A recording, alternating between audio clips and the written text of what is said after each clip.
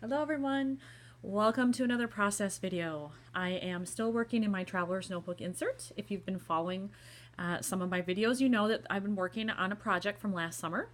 I'm still at the farmer's market here because I love all these photos. Shush you. Sorry, that's one of my cats. She wants attention. So today I'm continuing on with the farmer's market, and these are my photos. Aren't these gorgeous sunflowers? I just love them. Just looking at them makes me happy, especially now because we're just starting, to get into a little bit warmer weather here in Minnesota. So these make me happy. Hey, shush. So as I was saying, these are my photos. I've already picked out my background paper, and I'm going to use this piece. This is from a kit from Kelly Perky. She does all of her papers two-sided, so I know it's hers. They also come a little bigger than I like, so I've trimmed this down to fit the layout at the size that I want. And I also chose to tear the edge down here. Sometimes I like that look, and with these photos, I really like it because of the fringy edges of the sunflowers. So I think those textures kind of mimic each other there. So that's why I chose that. And then because I did have to cut off part of this, I figured, well, I can probably use those, right?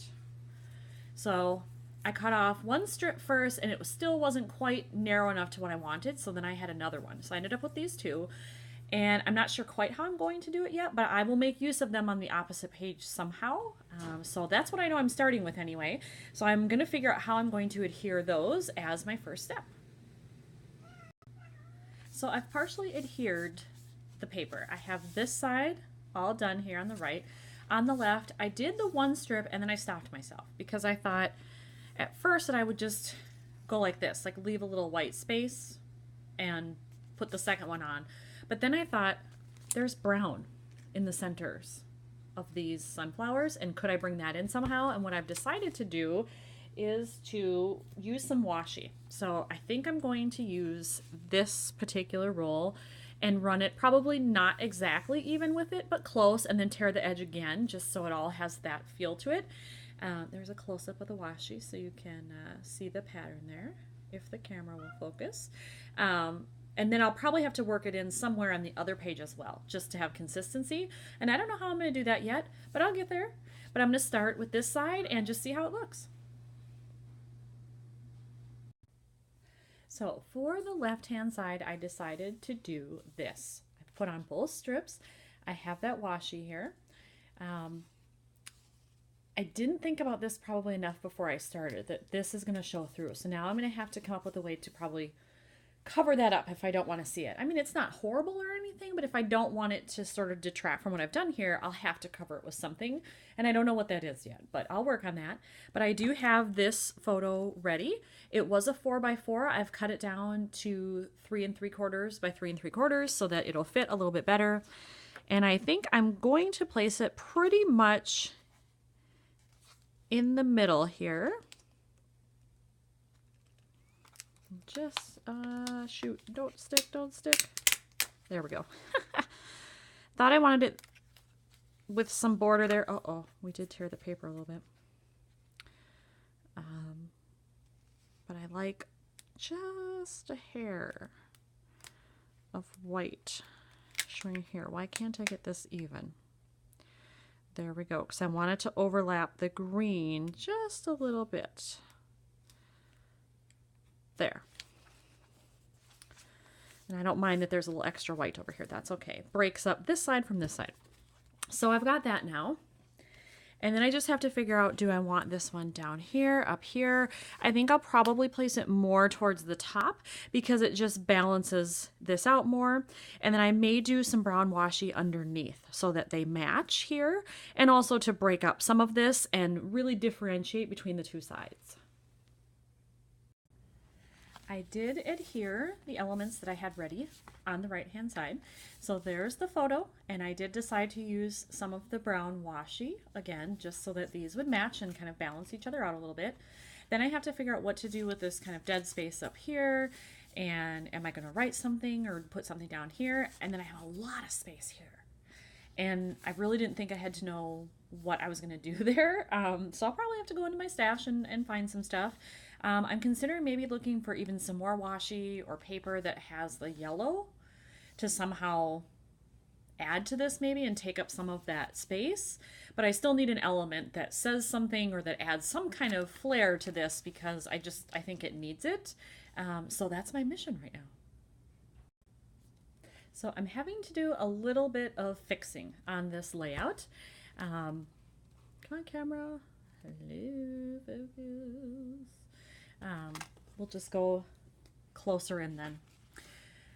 So in order to cover this up, I've had to lift up these just a little bit because I found this paper in my stash. And I know this is from Cocoa Daisy. It's from one of their kits. I can't remember if it was February or March now. I think February. But I found it in there. And so I just cut some. I tore the edge again. And I'm going to slip it under these elements right up to the edge of the page. And then it will cover up the stamping that's showing through. Plus, it brings in this color. So I hope it's going to look as good as I think it will. And that I'm able to put down these other elements again once, you know, I've had to lift them up.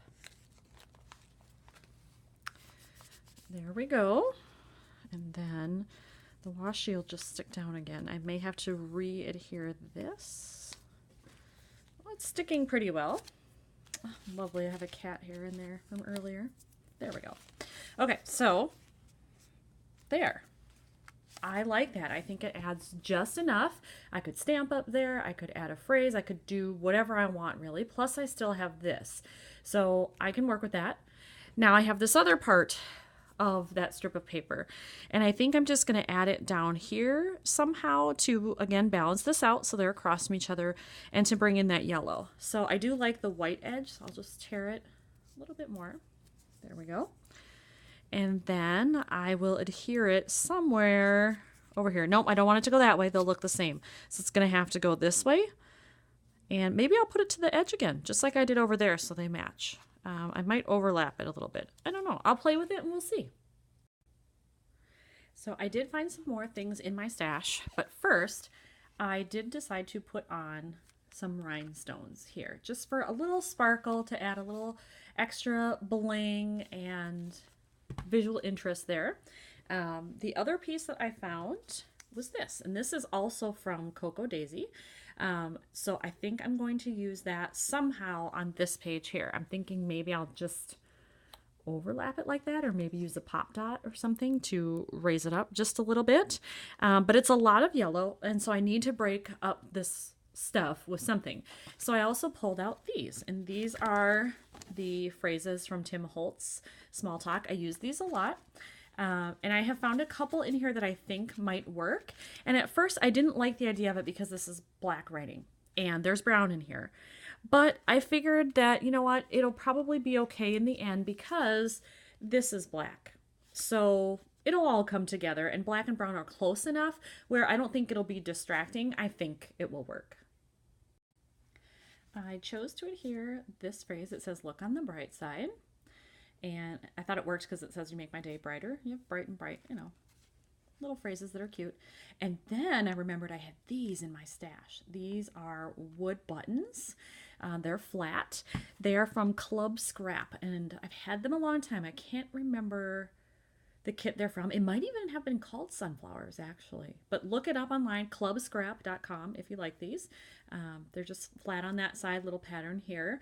And I thought, well, that'll work to bring in another kind of brown element as well, but a different brown than what's in there. So this one's already adhered and drying, and then I have to figure out maybe overlap one here and then up here to get a visual triangle, or maybe up here to space it out. I don't know. So I'll mess around with it and then I'll be back.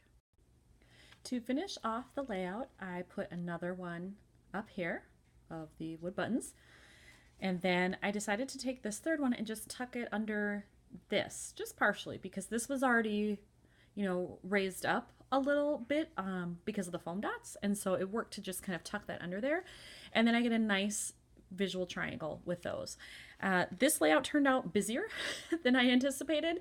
This stripe is quite loud, and I did try to tone it down a little bit with this washi in there, and I think that works. But it turned out definitely differently than I thought it would at the start. But I love it. This is probably my favorite one I've done so far, just because I love sunflowers. I love the color mix and all the extra little embellishments. So I hope you enjoyed watching me put this one together. Thanks for watching, everyone.